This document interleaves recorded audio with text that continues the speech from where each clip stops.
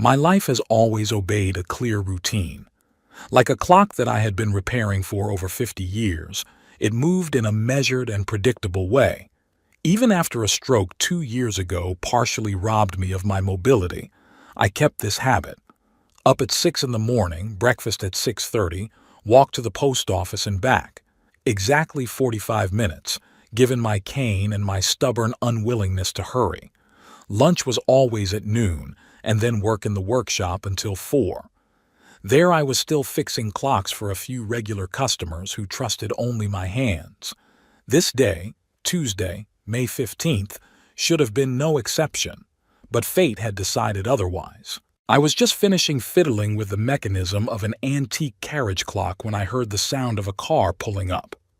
My window overlooked a quiet street in Stillwater, where strangers were not often seen. As I approached the window, I saw a black SUV, too expensive for our modest neighborhood. The doors opened and my heart skipped a beat. Corbin and Hilda stepped out of the car. My son and his wife I hadn't seen in almost a year. The last time they had come was on my 81st birthday 2 hours late and leaving 40 minutes later. The visit then was more like an unpleasant duty than a family celebration. Since then, our communication had been limited to occasional phone calls at Christmas and Thanksgiving. I wiped my hands clean of machine oil and leaned on my cane and slowly walked to the door. I tried to put a cheerful expression on my face, though there was a vague uneasiness in my chest. "Papa!" Corbin stepped forward with a broad smile that did not affect his eyes. "How you look! Beautifully simple." "Hello, Corbin." "Hilda." I nodded to my sister-in-law, who stood behind me, shuffling awkwardly from foot to foot. An unexpected visit. "We thought we'd surprise you." Corbin clapped me on the shoulder with such force that I could barely stand on my feet. "Did you need an excuse to visit your own father?" I used to, I thought, but I said aloud, "Come in." I was just about to put the kettle on. They followed me into the house. I was acutely aware of their gazes, sliding over the walls, the furniture, everything I had collected over the years. They seemed to be evaluating every object. "Lovely house," Hilda said with fake warmth. "So cozy." I knew what she meant. Small, old-fashioned, unpretentious. The house I'd lived in most of my life. The house I'd built with my own hands for Milna when we were first married. The house where I raised Corbin after his mother died in childbirth. "Thank you. It suits me fine," I replied dryly. "Sit down. Tea will be here in a minute." While I fiddled in the kitchen, they settled in the living room. I could hear their muffled voices, but I couldn't make out their words. When I returned with the tray, they were instantly silent. "Now, to what do I owe this attention?" I asked, setting down the cups. "Dad, aren't you pleased to see us?" Corbin feigned offense. "It's nice," I said. "It's just unusual, especially unannounced." "We were driving by," Hilda interjected, and Corbin said, "Let's drop in on Daddy. He'll probably be glad to see us." "Wouldn't you, dear?" Corbin nodded, taking a sip of tea. "How are things at work?" I asked, changing the subject. Something flashed in my son's eyes, some shadow. "Not bad. The usual routine, you know. Insurance payments, reports, meetings." He waved it off. "We're having some, temporary difficulties, but nothing major." "Difficulties?" I interjected. "Just a company restructuring," Hilda interjected hastily. "Nothing major. By the way, how's your health, Braxton? Are you feeling all right?" This sudden concern surprised me. In 10 years of marriage, Hilda had never taken much interest in my health. "Not bad for an 82-year-old man who's had a stroke," I replied. "The doctor says I'm in great shape for my age." "But you live alone," Hilda continued. "Isn't that dangerous? What if you fall or something else happens?" "I have a panic button," I pointed to the device on my wrist. "And the neighbors keep an eye on me. Seth comes by every day and Esther brings fresh baked goods every other day." "Seth? Esther?" Corbin interjected. "Who's that?" "My neighbors. Seth Falls lives on the right and Esther Prime lives across the street. They've been my friends for over 20 years. Oh, Corbin and Hilda exchanged glances. It's wonderful that you have friends, Dad. Their tone was as condescending as if I were a kid showing off a new toy. But they're old people too, aren't they? Hilda continued. They wouldn't be able to give real help in an emergency. Seth is 70 and Esther is 75, I said. They're perfectly capable of calling an ambulance if they need to. Still, Dad, Corbin shook his head, it's not the same as professional care. I don't need professional care, I said. I'm doing just fine on my own. The conversation turned to safer topics. The weather, the latest movies they'd seen, news about people they knew that I'd never heard of. But the tension didn't go anywhere. Something was wrong, and I couldn't figure out what it was. Are you staying for dinner? I asked when the conversation began to dry up. Oh, of course, Corbin exclaimed with overenthusiasm. And you know what? Hilda and I will cook. You just tell me where everything is. I can do it myself, I objected. No, Hilda was getting up from the couch. You rest. We'll take care of everything. I reluctantly gave them directions to the kitchen and stayed in the living room, listening to them rattle the dishes. A strange feeling never left me.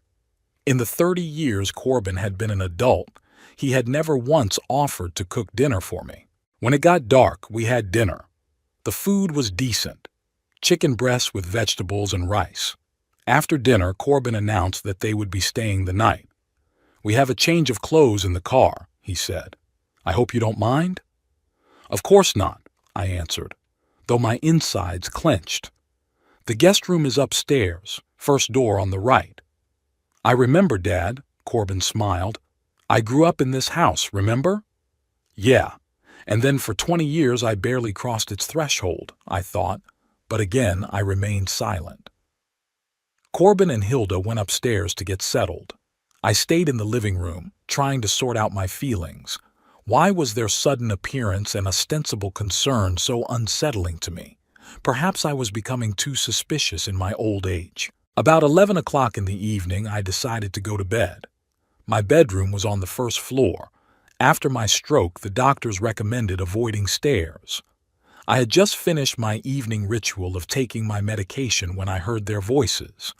They had come downstairs, apparently thinking I was already asleep. Their muffled conversation came from the kitchen. The perfect solution, Hilda was saying. The house is pretty old, but the lot is in a good neighborhood. If you sell it to a realtor, you could make a good amount of money. I'm not sure he'd go for it, Corbin said. You know, Dad, he's stubborn. That's why we have to insist that it's for his own good. Hilda's voice was insistent. Quiet Harbor is a decent place. They'll take better care of him than he can take care of himself. And the car? Did you see his Buick? Corbin asked. It's in great condition, classic. We could sell it separately to a collector. I froze, clutching the pill bottle in my hand. So that's what this is about. They plan to put me in a nursing home and take over my estate, my own son and his wife. I've already spoken to the administrator, Hilda continued. They can take him in within 2 weeks if we put down a deposit. The paperwork's almost ready, just need his signature. Or a guardian's signature if we can prove he's incapacitated, Corbin added. Have you seen the way he moves? And the occasional slurring of words? He may be getting dementia. Don't exaggerate, Hilda told him. We don't need custody issues. It's time-consuming and expensive. It's better to convince him it's the best option. You're his son. He has to trust you. I quietly retreated back into my bedroom and shut the door. My hands were shaking, but not from weakness, from anger. I'd devoted my entire life to Corbin. After Milna died, I'd given up a lot to give him everything I could. Worked 2 jobs to pay for his education at a prestigious university. Bought him an apartment when he married Hilda. And now that I've become a burden to them, they've decided to get rid of me. Not because they were worried about my well-being, but because they wanted my house and car. I sat on the edge of the bed, still hearing their muffled voices. In this house, every board, every nail had been hammered in with my hands. This was where I kept the memories of Milne, where my whole life had been spent. And now they wanted to take it away from me and put it in a good place. Well, I had time before their next visit. Time to prepare. I wasn't going to give up without a fight. This was my home, my life, and I would decide how to use it. Despite my age and my cane, my mind was still sharp, and if Corbin and Hilda wanted to play games with me, they should have remembered that I'd always been a good strategist. That's why I've survived 82 years in this world despite the odds. Corbin and Hilda left the next morning, promising to return in a week. Their goodbye was full of fake concern. Hilda even hugged me, for the first time in all the years we'd known each other. "We talked about something, Dad," Corbin said, standing by the car. "Something important for your future, but we'll talk about that when we get back. Just think about what we told you about living alone." I nodded and waved, keeping a quiet smile on my face. As soon as their car was around the corner, I headed across the street to Esther Prime's house. My neighbor was just taking out the trash, and her round face lit up with a smile when she spotted me. "Braxton, I see your guests have left. I saw their car last night. Who was it?" "My son and his wife," I answered, leaning on my cane. My leg was hurting worse than usual. "Haven't seen them in almost a year." Esther frowned. "Is that so? To what do you owe this visit?" "That's what I'd like to know." I looked her straight in the eye. "Esther, I need your help. More specifically, Ruth's help." Ruth, Esther's daughter, worked as an administrator at the Quiet Harbor nursing home on the outskirts of Stillwater. Esther often spoke of her with maternal pride. "Sure, Brax. Come on in. I was just baking a blueberry pie." We settled into her kitchen, as cozy and old-fashioned as mine. Esther set a cup of coffee in front of me and a piece of pie that smelled delicious. "So what happened?" she asked, sitting down across from me. I told her about Corbin and Hilda's strange visit, their unusual concern, and the conversation I had overheard. With every word I said, Esther's face grew darker and darker. "They want to send me to a nursing home, Esther. Quiet Harbor, to be exact." "Ruth's place?" She shook her head. "You're doing just fine on your own." "I know I am, but they want my house and my car." I took a sip of coffee. "I need to find out if they've really contacted the administration yet. Ruth might be able to help?"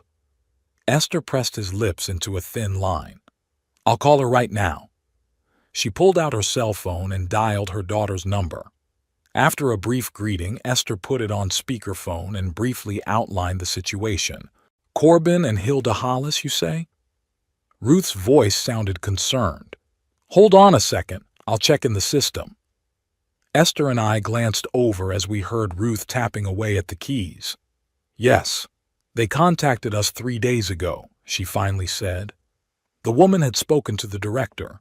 They inquired about the accommodations and the checkout procedure. They said their elderly relative could no longer live independently after suffering a stroke. My fingers clenched around the cup. "Had they filled out any paperwork yet?" "Preliminary," Ruth answered. "But to make it official, they need either the person's consent or a court order appointing a guardian. We're scheduled to meet with them in 5 days, on Monday. They have to bring all the medical documents and, oh my God." "What is it?" Esther asked. "It says here they've already made a deposit. Quite a large sum, actually." There was a heavy silence in the room. So Corbin hadn't just discussed the idea, he'd already acted on it. He'd made the deposit before he'd even talked to me about it. "Braxton," Ruth's voice was soft, "if you don't want to move in with us, no one can make you. By law, as long as you're legally capable, it's your decision."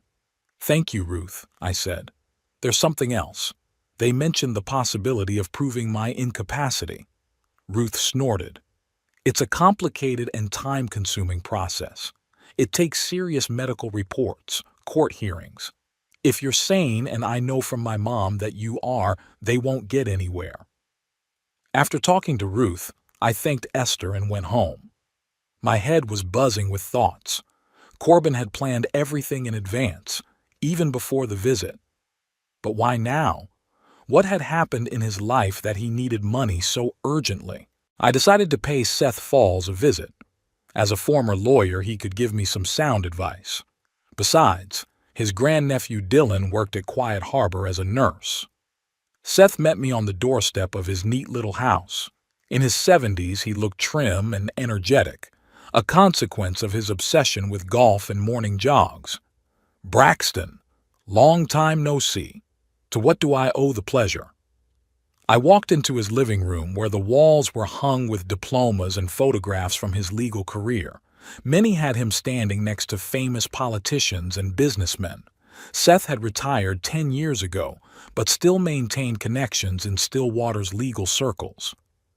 "I need information, Seth," I said, settling into the chair. "About my son." Seth raised an eyebrow. "About Corbin? You know I don't know him personally." "I know, but you have connections. Can you find out what's going on in his life, especially financially?" I told Seth about the visit and Corbin and Hilda's plans to put me in a nursing home. With each word, my friend's face grew more and more serious. "Damn it, Brax," he muttered when I was done. "That's disgusting." "I agree. But I need to know why they're doing it. Corbin mentioned some financial difficulties. What if it's something serious?" Seth rubbed his chin thoughtfully. "I have a friend in banking and another friend in real estate. I could make some calls, but Brax, that might not be entirely legal." I waved my hand. "I'm 82 years old, Seth. I'm too old to worry about little things like this. My own son is trying to put me in a nursing home to take over my assets. I need to know what I'm dealing with." Seth nodded and reached for the phone. "Okay, give me a couple days. I'll find out what I can." "There's something else," I added. "Your nephew, Dylan. Does he still work at Quiet Harbor?" "Yeah, for 3 years now. You want him to keep his ear to the ground too?" I nodded. "If that's okay. I want to know if Corbin or Hilda show up there." 3 days later, Seth knocked on my door. His usually calm face looked worried. "There's news, Brax, and it's not good news." We walked into the kitchen where I set a cup of coffee and the remains of the pie Esther had brought him. "Spill it," I said, taking a seat across from him. Seth took a deep breath. "Your son is in a lot of debt. Not just any debt, he owes people he shouldn't mess with. Casino loan sharks." I felt my heart sink. "Casino? Corbin gambles?" "It's a big one. According to a bank friend of mine, he's taken out 3 large loans in the last 6 months, all of them delinquent. Also," Seth paused, "he sold his apartment." "What apartment?" "I didn't get it." "The one you bought him for his wedding. The 2-bedroom in Highland Park." I leaned back in my chair, feeling my insides grow cold. It was the apartment I'd bought for Corbin and Hilda 10 years ago, spending almost all of my savings. It was my wedding present. "When did he sell it?" 2 months ago. Way below market value. Urgent sale, I take it." I rubbed my temples, feeling a headache coming on. "So they don't have a place to live, and that's why they want my house." "Most likely," Seth nodded. "But there's something else. Dylan saw them yesterday at Quiet Harbor. They were looking at the rooms and chatting with the director. Hilda wondered if they could transfer a patient there if he didn't want to." "And what did the director reply?" "That it was theoretically possible if there was medical evidence and a court order, but it's a long process." Seth put his hand on my shoulder. "Brax, if you don't want to move there, they can't make you. I'll personally see to it." I nodded gratefully, but anxiety was building inside. Corbin was in a desperate position. People like that could do a lot of things. "Thank you, Seth. I appreciate your help." "What are you going to do?" he asked. I thought about it, staring out the window at my old Buick parked in front of the house. I kept the car in perfect condition, like everything else I owned. It was a classic 68-year-old sedan that I'd bought used back in the 70s. Now, Those models were prized by collectors. I don't know yet, I answered honestly, but I have a week before they come back. I need to prepare. If you need legal help, I'm here for you, Seth said. And not just legal. Whatever you need, I'm here for you. After Seth left, I sat in my workshop for a long time going over my tools. My thoughts revolved around one thing. How could I protect myself and my property from my own son? Corbin was cornered by debt. Desperate men are dangerous. He could go to extreme lengths, forging my signature, convincing a doctor to write the right report, even slipping something into my food to make me look incapacitated. I opened my desk drawer and pulled out a notebook. It was time to make a plan. If Corbin and Hilda wanted a war, they'd get one. But I wasn't going to fight by their methods, so I started writing. The first item was, visit the bank. Then, contact Garrett Wilson, an old friend of mine, a retired realtor. Third item, talk to Dylan in person. A plan began to emerge. If Corbin wanted my house and car, he had to learn an important lesson. Never consider an old man weak just because he walks with a cane. Over a long life, I had accumulated not only wrinkles, but wisdom, and I knew exactly how to apply it. I glanced at the picture of Milna that stood on the table. My wife was smiling, holding newborn Corbin in her arms. It was the last picture of her. An hour after it was taken, the complications began. "I'm sorry, honey," I whispered to the image. I had done everything I could, but apparently it wasn't enough. Our son didn't grow up the way we had dreamed. The week flew by faster than I expected. Every day was filled with secret preparations, visits to the bank, meetings with the notary, conversations with Garrett Wilson about the possible sale of the house. I was careful not to leave any traces that Corbin might discover. I kept all the paperwork with Seth. The night before my son arrived, I felt sick. I woke up at 4 a.m. with a heaviness in my chest and dizziness. Cold sweat covered my forehead and my heart was beating irregularly. I struggled to get to the phone and called Esther, who immediately called an ambulance. "It's just nervous exhaustion and high blood pressure," the doctor in the emergency room said after examining me. "But given your age and history of stroke, we'd like to keep you for 24 hours for observation." I spent the day in the hospital under IVs. Esther brought me some fresh clothes and told me she'd called Corbin. "He said they were still coming tonight as planned," she told me, adjusting my pillow. "I gave him the spare key to your house." "Thank you," I nodded. "Let them come. I'll be ready." "Brax, are you sure you're okay? After a seizure like that." "I'm sure," I said firmly. "That's a good thing. They'll see I'm weak, and they'll let their guard down." By 6 p.m., the doctor allowed me to go home, promising to come back immediately if the symptoms recurred. Esther drove me and helped me get settled in the living room. "Go away before they get here," I asked her. "I don't want them to know about our conversation."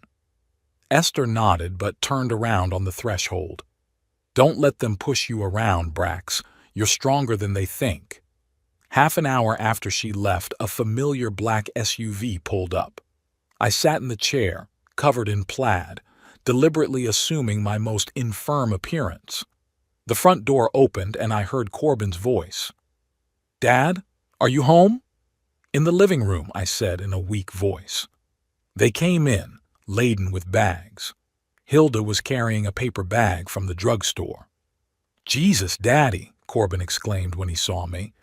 "Esther said you were sick, but we didn't think it was that bad." "It was just a little seizure," I said. "The doctors say it's nothing serious." "Nothing serious?" Hilda shook her head.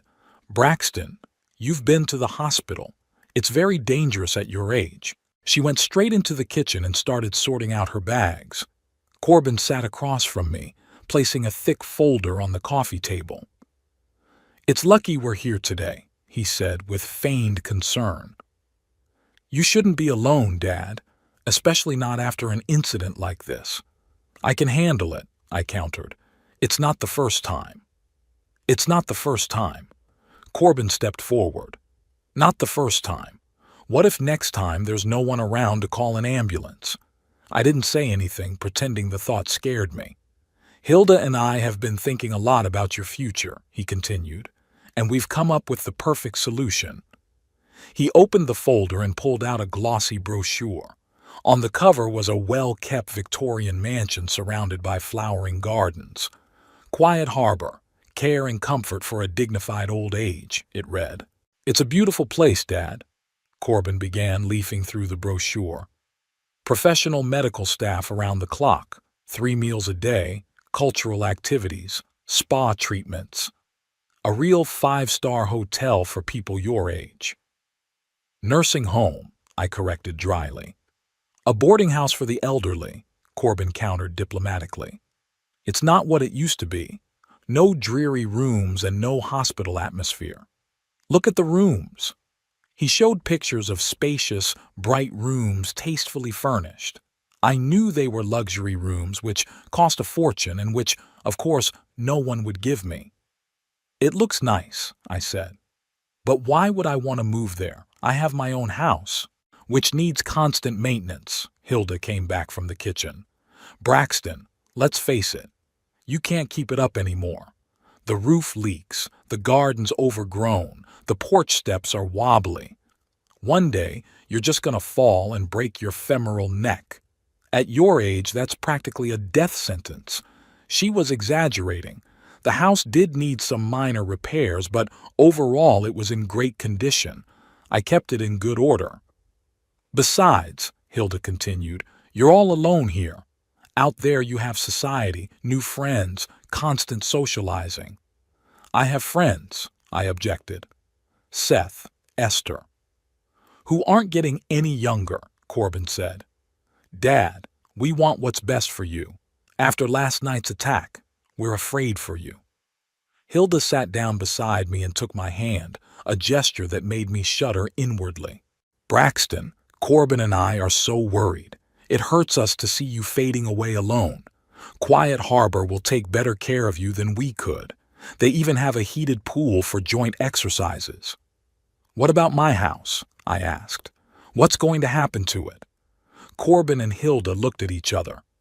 In that quick glance, I read everything. This was it. The moment of truth. We'd keep an eye on him, Corbin said cautiously. Maybe even move in here, our apartment. We're having some housing problems right now. What kind of problems? I asked innocently. Corbin was clearly embarrassed. Just temporary difficulties. You know how hard it is to get a mortgage these days. He didn't mention that he'd sold the apartment I'd given him. I decided not to push it. What about my car?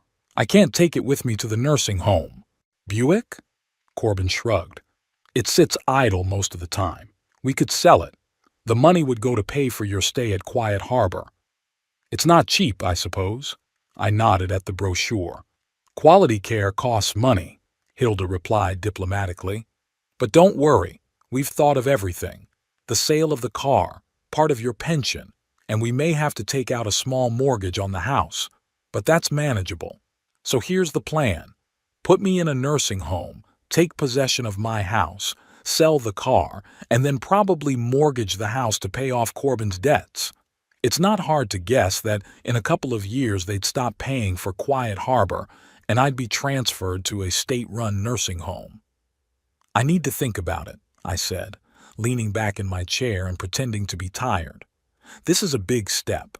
Sure, Dad, Corbin smiled, but don't think about it too long.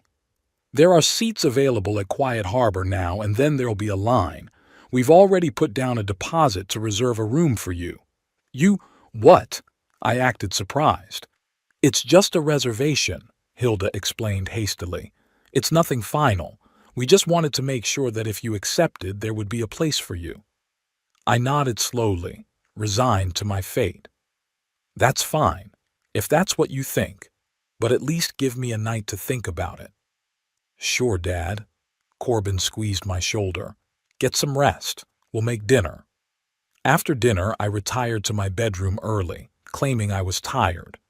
Through the thin wall, I could hear Corbin and Hilda discussing their plans. They were sure I had agreed and were now deciding what to do with my things. Most of it could be sold at a garage sale, Hilda said. Nobody wants this old furniture, but it'll be worth something. And his watch? Corbin asked. He's got a whole collection of antique clocks in his workshop. We'll send it to an appraiser. If they're really valuable, we could put them up for auction. I lay in the dark, listening to them divide my possessions. Strangely, I felt no anger, only cold determination. They thought they were playing me, but it was really me who had started a game whose rules they didn't yet understand. In the morning, Corbin placed a stack of documents on the desk in front of me. I deliberately left my glasses off, squinting at the papers. "What's this, son?" "It's the paperwork for registration at Quiet Harbor," he said cheerfully. "Nothing complicated. A questionnaire, a medical card, consent to the processing of personal data, the usual bureaucracy." I slowly flipped through the pages, pretending to read each line carefully. In fact, I already knew what was there. Consent to be placed in a nursing home, power of attorney to manage my estate in Corbin's name, authorization to sell the car. The last document even had language stating that I was of sound mind and good judgment to trust my son to handle all my finances. "It's a lot of stuff," I mumbled. "I'm not sure." "Dad." Corbin sat down next to me, putting his hand on my shoulder. "We talked about it yesterday. You'll be better off at Quiet Harbor, especially after that attack. What if next time there's no one around?" I looked up at him. "What about my house? I built it with my own hands. Every board here is imbued with memories of your mother." Something flashed in Corbin's eyes, a shadow of conscience perhaps, but it quickly disappeared. "We'll take good care of him, Dad, I promise. And you can come visit whenever you want." It was a lie, and we both knew it. As soon as I signed those papers, the house would be under Corbin's control, and he'd make sure I never stepped foot in it again. I sighed, feigning defeat. "Give me a pen." Corbin immediately handed me the expensive fountain pen I'd once given him as a college graduation present. I slowly signed each document, trying to make my signature look shaky and unsure. When I was done, Corbin quickly gathered up the papers, not giving me a chance to change my mind. "That's great, Dad." He grinned like a kid at Christmas. "You'll see, it's the best decision. Hilda and I will take the papers to Quiet Harbor right away, and the day after tomorrow we'll pick you up there." "So soon?" I acted scared. "The sooner the better," Hilda intervened. "Why put it off? You'll have time to pack the essentials, and we'll help." They left an hour later, not hiding their excitement. I stood on the doorstep, seeing them off, and even waved when the car disappeared around the corner. Then I went back into the house, shed my old man mask, and headed for the phone. "Seth, I need to see your nephew Dylan right away. Tonight." Dylan Abernathy arrived that evening. He was a tall young man with a serious look and a neat beard. He entered the house, looking around with curiosity. "Uncle Seth has told me a lot about you, Mr. Hollis," he said, shaking my hand. "He says you're the best watchmaker in the county." "I used to be," I smiled. "Thanks for coming, Dylan. Have a seat." We sat down in the living room. I got right to the point. "You work at Quiet Harbor. My son and his wife want to put me there." Dylan nodded. "Uncle Seth told me. I saw them arrive today with the paperwork." "What can you tell me about the place? What's it really like there?" Dylan paused, searching for words. "Quiet Harbor isn't a bad place compared to the others. It's clean, the staff is mostly polite. But it depends on how much the relatives pay. There's an elite wing, where conditions are almost like a hotel. And then there's the standard wing, where the conditions, shall we say, basic." "Where do you think they're going to put me?" "From what I've heard from your son, probably the standard ward. He talked to the principal about reasonable value for money." I grinned. I knew it. "Dylan, I need your help. I don't want to move there. At least not under duress or for my son to take over my house." Dylan looked at me carefully. "You look perfectly capable, Mr. Hollis. If you don't want to move in with us, no one can make you. Not technically, but Corbin. He's in a desperate position. I'm afraid he might go to extreme measures. I told Dylan about Corbin's debts, about the apartment he'd sold, about the conversations I'd overheard. The young man listened attentively, frowning from time to time. "I understand your concern," he said when I had finished. "But what can I do? I've already signed the moving papers. Corbin and Hilda are coming the day after tomorrow to take me to Quiet Harbor. I want you there at that time, and for you to confirm my right to refuse if I decide to do so." Dylan nodded. "Of course, Mr. Hollis. Any patient has the right to change their mind. I'll be there to make sure your rights are honored." "Thank you, Mr. Hollis. There's one more thing." I hesitated. "I need you to give a note to the receptionist, Ruth. She's my neighbor, Esther's daughter." I pulled a folded piece of paper out of my pocket and held it out to Dylan. "In her hands only, please. And don't tell anyone about our conversation." Dylan took the note and nodded. "You can count on me, Mr. Hollis. My Uncle Seth has a lot of respect for you, and I respect his opinion. If your son is really trying to manipulate you for profit, it's wrong." When Dylan left, I felt strangely relieved. I now had an ally inside Quiet Harbor. The puzzle was slowly coming together. Corbin thought he was playing me by his own rules, but he didn't realize I'd already strategized. I went into the workshop and sat down at the workbench. There was still a lot to do before the day after tomorrow, but for the first time this week I felt like I was in control. After Dylan left, I called Seth right away. We agreed to meet early in the morning at Martha's Cafe on the outskirts of town. I didn't want to risk discussing my plans at home in case Corbin had installed hidden cameras or might return unexpectedly. At 5:30 in the morning, when most of Stillwater was still asleep, I was already sitting at the far table. Across from me was Seth.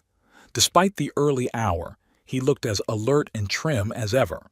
"So, old buddy," he said, sipping his coffee, "is Operation Retaliation up and running?" I smiled at his joking tone, but my eyes remained serious. "I had to sign all the paperwork, Seth. Corbin and Hilda are taking me to Quiet Harbor tomorrow morning. That means we only have 24 hours. Seth pulled a notepad out of his pocket. "I contacted Garrett Wilson like you asked. He's ready to buy your house.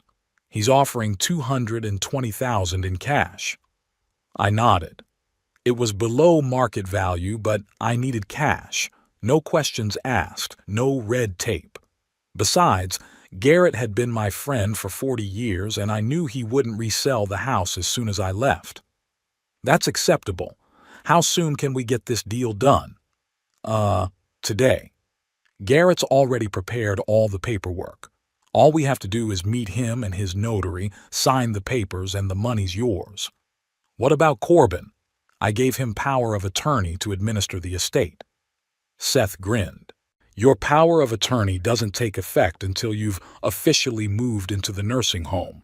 Until then, you're fully competent to manage your property. I've checked all the documents you signed. There's nothing in there that would prevent you from selling the house today." I breathed a sigh of relief. As a former lawyer, Seth knew all the legal loopholes. "What about the Buick?" I asked. "My nephew Jared collects old cars.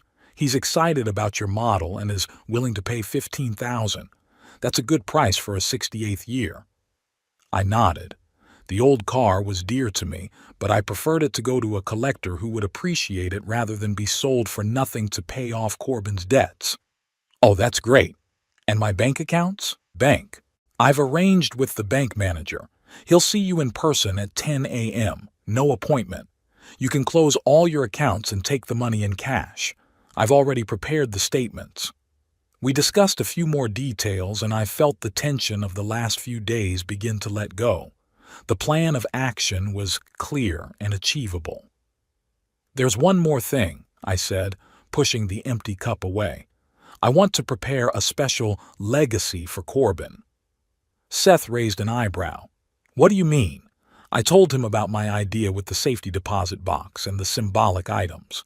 With every word I said, the smile on my friend's face grew wider. "Brax, you old fox." He laughed when I was done. "This will be the best revenge I've ever seen. Not violent, but instructive." "I hope so," I nodded. "Corbin needs to realize that his actions have consequences. Maybe this lesson will make him rethink his attitude toward life." After breakfast, we went to the bank. The manager, Mr. Parker, personally escorted me to his office. We had known each other for over 30 years. I had repaired his father's antique clock when he was a boy. "Mr. Hollis," he said as we settled into comfortable chairs, "Seth has explained the situation to me. I must say that your son's behavior is unworthy. We'll do everything we can to help you." I nodded gratefully. "I need to close all the accounts and take the money in cash, and rent a safety deposit box." "Of course." Mr. Parker made a notation in his notebook. "There's $78,420 in your accounts. That's a pretty large amount of money to withdraw in cash. Do you have a safe place to store it?" "Don't worry," Seth interjected.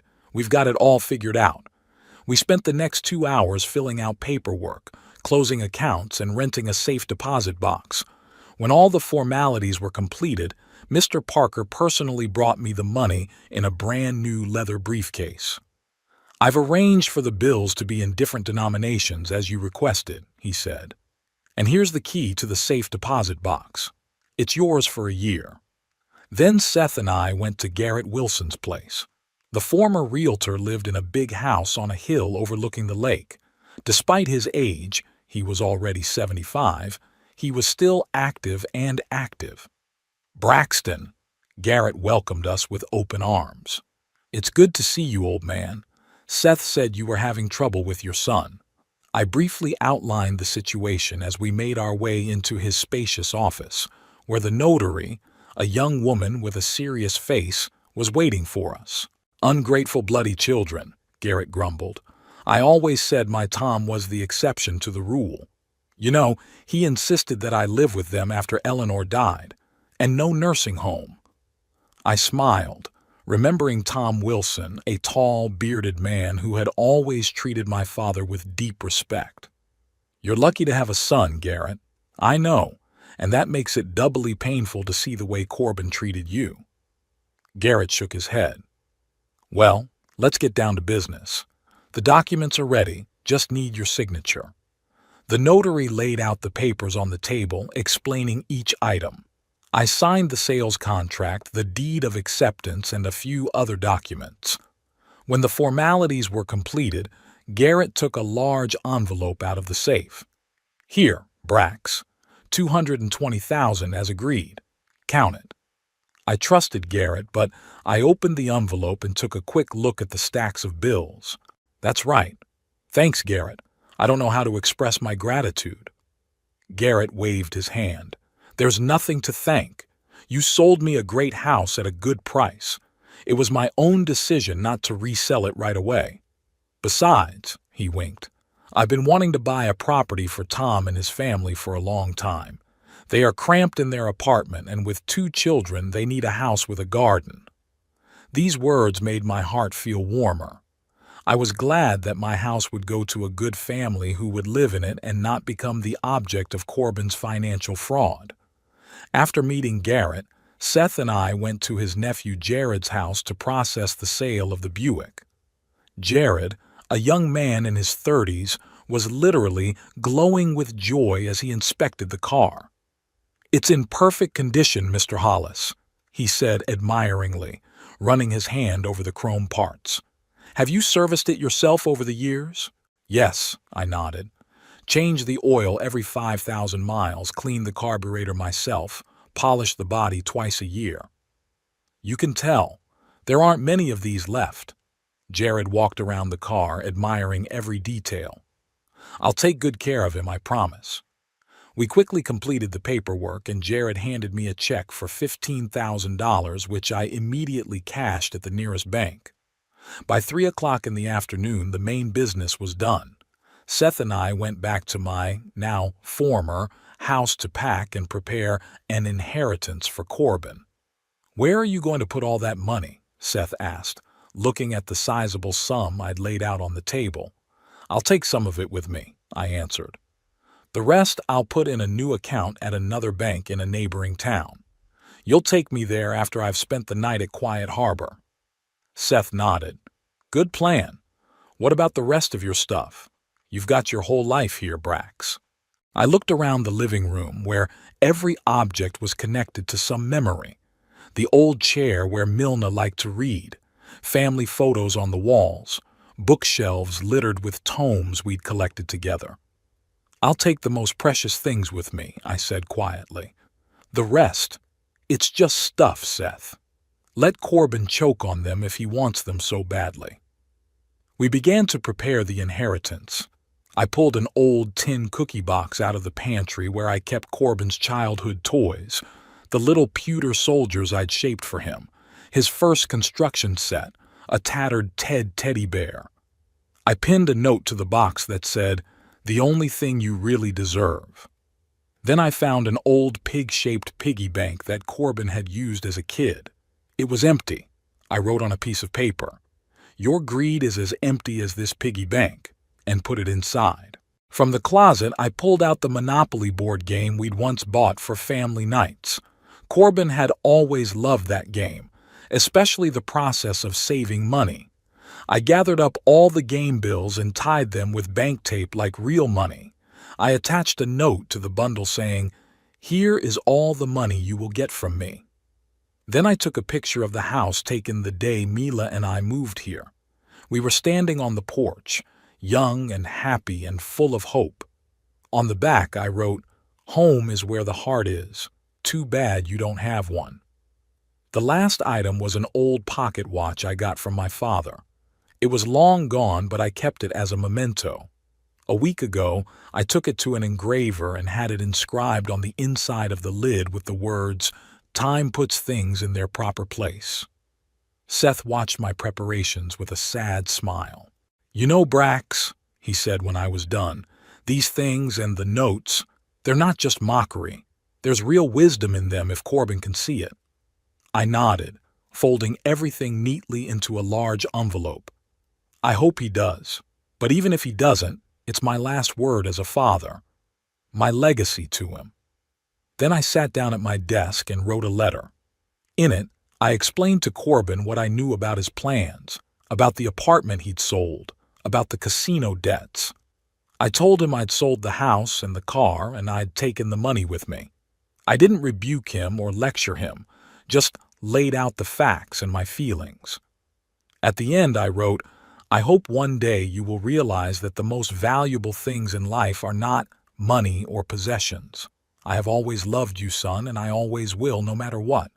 But there are some lessons everyone must learn for themselves." When I finished the letter, I sealed it in an envelope and put it with the rest of the items. We took it all to the bank and put it in a rented safe deposit box. "I'll leave the key to the box with Ruth," I said to Seth as we drove home. She'd give it to Corbin when he came to Quiet Harbor and discovered that I'd disappeared. I spent the rest of the day packing the bare essentials: clothes, toiletries, a few books. I was especially careful to pick out the photos, the wedding photo of Mila, a few pictures of Corbin as a child when he was still a happy and carefree boy, a picture of my parents. I wrapped each one in a soft cloth and stowed it carefully in my suitcase. From my workshop, I took only the most valuable tools and a few pocket watches I'd been working on for the last few months. I left the rest, the workbench, the vise, the shelves of spare parts. It was only a small part of what I was leaving behind, but I felt no regret. Things can be bought again, but time spent in regret can't. Corbin called that evening. "Dad, how are you?" He sounded so happy he couldn't hide it. "We'll pick you up tomorrow morning at 9. Are you ready?" "Yes, son," I answered with a sigh. "I've got the essentials. The rest, well, you and Hilda will decide what to do with it." "Don't worry, Dad," Corbin said quickly. "We'll take care of everything. You just get some rest. You'll love it at Quiet Harbor, you'll see." After the conversation, I sat down in the living room chair, the same one where Milna liked to read, and looked around the room. This was where most of my life had passed. Here I was happy with my wife. Here I raised my son. Here I worked and relaxed. But home is not the walls. It's the memories I'll take with me. I was brought out of my musings by the doorbell. It was Esther and Seth. "We decided you shouldn't spend your last night alone," Esther said, picking up the basket of pastries. "I brought your favorite blueberry pie." "And I brought a bottle of good whiskey," Seth added, showing a bottle of Jack Daniels. "We have a lot to celebrate." I gratefully let them into the house. They were right. It wasn't worth sitting alone in an empty house, filling my heart with sadness. Better to spend this evening with true friends who supported me in my time of need. We settled down in the kitchen. Esther cut the pie. Seth poured the whiskey into glasses. We talked about the past, recalled funny stories, laughed. Not a word about Corbin, not a word about the impending move, just a warm evening with friends.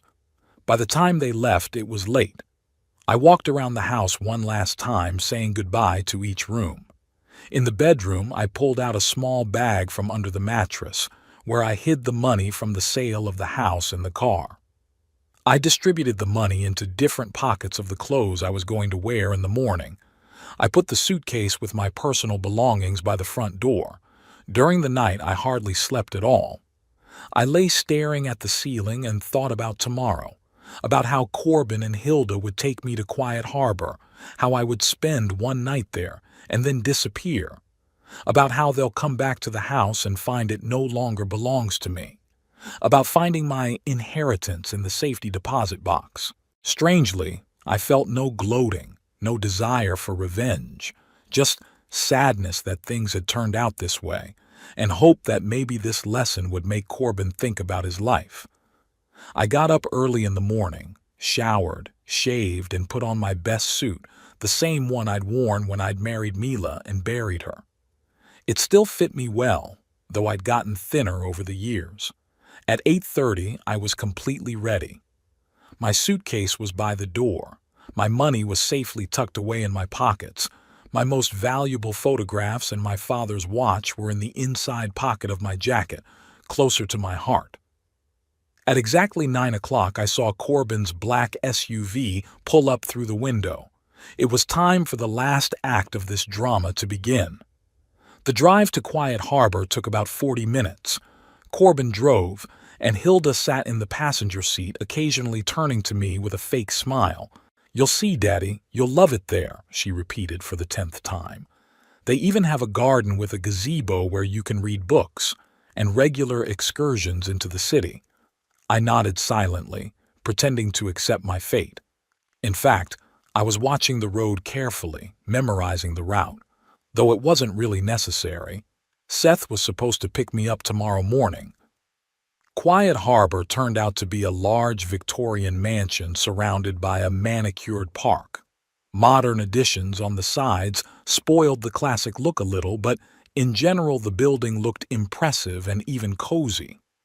At the entrance, we were met by the receptionist, Ruth, Esther's daughter. She smiled professionally, but when Corbin turned away, she winked at me. I nodded discreetly. Our plan was in motion. "Welcome to Quiet Harbor, Mr. Hollis," she said in a formal tone. "We've prepared a room for you in the East Wing. Come on in. I'll show you." We walked down the bright corridors. The inside of the building was not as impressive as the outside. It was a typical nursing home. Linoleum on the floor, pale green walls, the smell of medicine and disinfectants. In the hallways sat elderly people in wheelchairs or with walkers, staring blankly at nothing. Some were playing cards or watching TV in the common room. I noticed Hilda cringe when she saw an old man struggling to walk down the corridor on a walker. "We thought the room would be in the main building," she said, turning to Ruth. "The brochure showed such beautiful suites." "Those rooms are in the premium section," Ruth said. "They cost 30% more than the prime rate." Hilda glanced at Corbin, who shook his head. I suppressed a smile as I'd suspected. They'd chosen the cheapest option for me. My room turned out to be small but clean. A single bed, a bedside table, a closet, a desk with a chair, and a TV on the wall. The window overlooked the parking lot. "Make yourself comfortable, Mr. Hollis," Ruth said. "Lunch will be at 12:30 in the common dining room. A nurse will be in an hour to take down your medication information." Corbin put my suitcase by the bed. "Well, Dad, this is your new home now," he said with relief in his voice. "Do you need help unpacking?" "No, I can do it myself," I said. "You must be in a hurry." "Yes, we have to stop by your place. I mean, the house," Corbin corrected himself quickly. "Bring some more of your things." "Of course," I nodded. "I won't keep you." Hilda hugged me, for the second time since we'd met. "We'll stop by your place tomorrow, okay?" she said. "We'll bring your favorite books and maybe a chair from the living room. Make you feel cozy." "Thank you," I said. "That's very nice of you." When they left, I sat down on the bed and took a deep breath. The first part of the plan was done. Now I had to wait until they'd gotten far enough away and then contact Dylan. I started unpacking my suitcase, carefully arranging my things in the closet, slowly, methodically, like a man in no hurry to get anywhere. Through the open door, I could see nurses and orderlies walking down the hall. Finally, I spotted Dylan, who discreetly gave me a thumbs up the way was clear. I stepped out into the hallway and headed for the service exit where Dylan was waiting for me. "They left 10 minutes ago, Mr. Hollis," he said. "My car's in the back parking lot. I'll take you to Uncle Seth's like we talked about." "Thank you, Dylan. What about Ruth? Won't she have a problem with my disappearance?" "Not to worry. Officially, you're just out for a walk on the grounds. When your son comes back, she'll tell you that you voluntarily gave up your spot and took your deposit, which is in accordance with the facility's rules. She has your signed waiver document that we processed yesterday." We quickly went through the service exit and got into Dylan's old Ford. 15 minutes later, we were at Seth's house, waiting for us with packed bags. "Everything's going according to plan, Brax," he said cheerfully as he helped me out of the car. "I just got off the phone with Garrett. He's got all the utilities in his name. He officially owns the house now." "Great," I nodded. "And Tom and his family? They'll be moving in within the week." Garrett had already informed them of the purchase. Seth offered me a cup of coffee while Dylan walked back to Quiet Harbor. He had to be back in time for his shift to avoid suspicion. "When do you think Corbin will find out the house has been sold?" I asked, warming my hands on my cup. Seth glanced at his watch. "Given the time it'll take to get there and back, I think he'll be banging on the door of Quiet Harbor in an hour or an hour and a half demanding an explanation. Has Ruth been warned yet?" I nodded. "She'll hand him the safe deposit box key and tell him it's all I left for him." Seth grinned. I wished I could see his face at that moment. Dylan promised to record everything on his phone. I sipped my coffee. "You know, Seth, I don't feel happy about any of this. Just sadness. Corbin was my only son. I loved him. I still do, no matter what." Seth put his hand on my shoulder. "I know, Brax, but you did what you had to do. Not to punish him, but to protect yourself. I hope he realizes that someday." We finished our coffee and started loading things into Seth's car, a spacious SUV he'd bought for fishing trips. The trunk was already loaded with fishing gear and a tent. "Are you sure you want to come with me?" I asked. "It's not necessary, Seth. I could hire a cab or take the bus." "And miss the best part?" Seth laughed. "No way. I've been wanting to see the ocean for 30 years, but I kept putting it off. Now I've got a great excuse and a great traveling companion. Plus," he winked, "I know a great place on the Oregon coast. It's a small town where no one asks too many questions. I've got a buddy who rents cabins by the water." That's when Seth's cell phone rang. It was Dylan. "They're here," he said excitedly. "They just stormed into Quiet Harbor demanding to see Grandpa. You should have seen their faces when Ruth told them Mr. Hollis had taken the deposit and refused to give up his seat. Corbin yelled something about fraud and threatened a lawsuit. Ruth held like a rock and finally handed them the key to the safe deposit box. They took off like crazy. "Thanks, Dylan," Seth said. "Keep us posted." We finished loading and got in the car. Seth started the engine, but before he started, he turned to me. "Last chance to change your mind, Brax. We can stay and face Corbin, explain everything to him. Maybe he'll understand." I shook my head. "No, Seth. I left him a letter in the box. It explained everything. And now, I want to start a new chapter of my life. No hard feelings, no disappointments." Seth nodded and pulled onto the road. We were heading west toward the coast of the Pacific Ocean, which I had never seen before.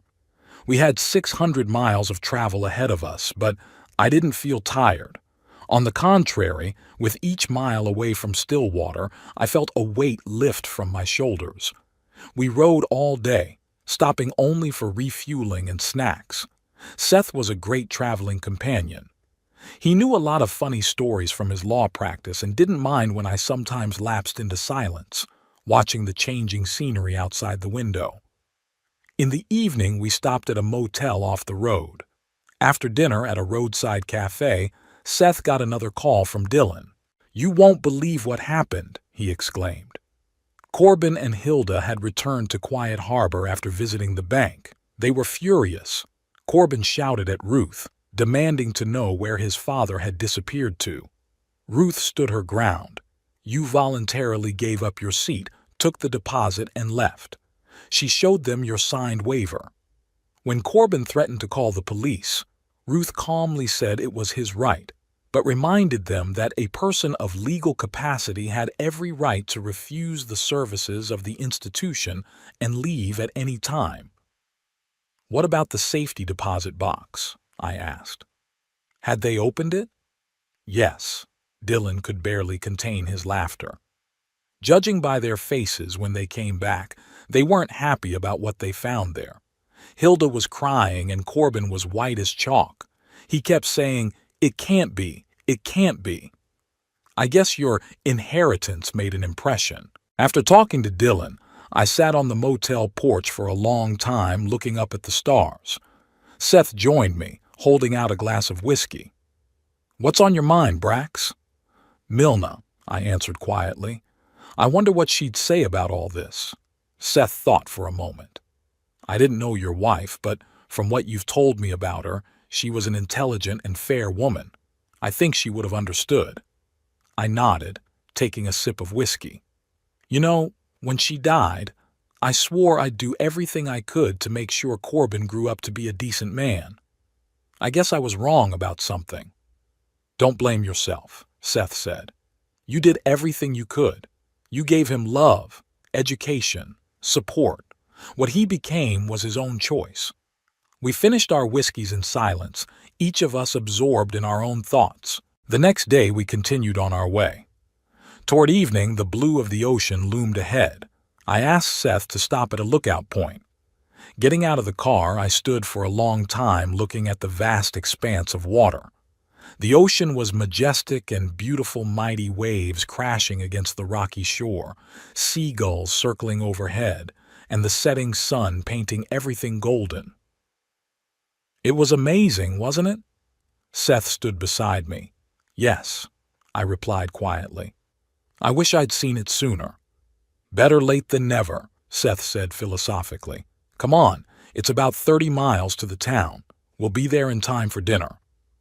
The little coastal town of Neptune Cove was exactly as Seth had described it, cozy, quiet, with wooden houses lining the shore. Seth's buddy Mark met us at a small bungalow just 100 yards from the ocean. "Welcome," he greeted us warmly. "Seth didn't say you'd be staying long, but I've prepared the cabin just in case. It's got 2 bedrooms, a kitchen, a living room overlooking the ocean. It's modest, but clean." "Thank you, Mark," I said. It was exactly what we needed. After dinner at a local restaurant that served the freshest seafood, I went to the beach. The sun had already set, but the sky was still glowing with delicate shades of pink and purple. I took off my shoes and walked along the water's edge, feeling the cool waves wash over my feet. A strange sense of freedom swept over me, as if I had lifted a heavy weight off my shoulders that I had been carrying all these years. I found a comfortable rock and sat down, looking at the dark horizon line where the sea merged with the sky. I took Milna's picture out of my pocket, the one of her standing on the porch of our new house, young and happy. "I did it, Milna," I whispered. "Started a new life. I hope you would approve." At that moment, my cell phone vibrated in my pocket. A message from Dylan.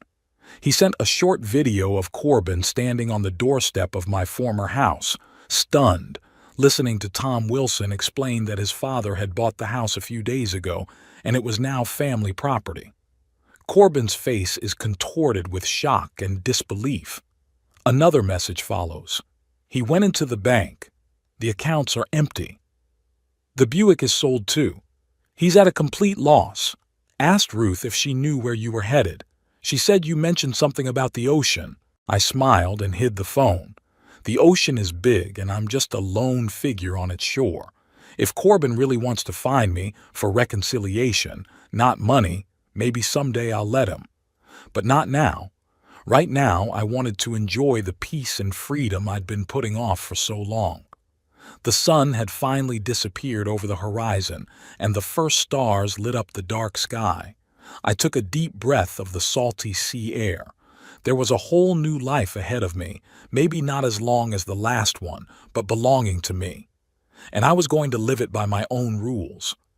Footsteps on the sand sounded behind me. Seth came over and sat silently beside me. "It's beautiful, isn't it?" he asked, looking at the stars reflected in the dark water.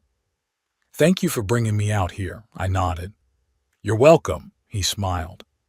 "That's what friends are for." We sat on the shore, two old men looking out at the ocean. The unknown was ahead, but it didn't scare me anymore. I felt a strange peace, as if I had finally found my place in the world, a place where I could start anew, even at 82. The waves lapped the shore, washing away the marks in the sand. Time would gradually erase the pain and disappointment, leaving only calm wisdom and perhaps hope that all was not lost. Even for lost souls like my son Corbin.